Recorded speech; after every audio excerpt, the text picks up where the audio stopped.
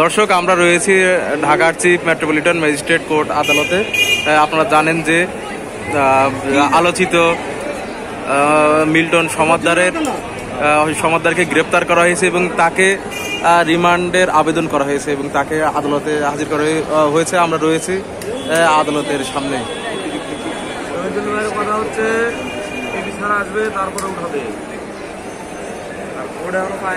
দর্শক, আপনাদেরকে জানিয়ে রাখি যে দুপুর 12:30টার দিকে মিল্টন সমাদ্দারকে ঢাকার চিফ মেট্রোপলিটন ম্যাজিস্ট্রেট আদালতে হাজির করা হয়।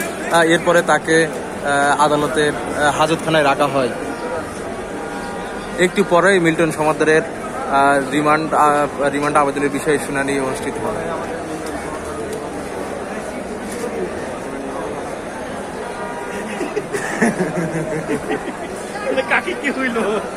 দর্শক, আপনারা দেখতে পাচ্ছেন যে আসলে মিল্টন সমাদ্দারের আসার খবরকে কেন্দ্র করে সাধারণ মানুষের ভিড় কিন্তু রয়েছে। বিভিন্ন পথচারী মানুষ কিন্তু আছে।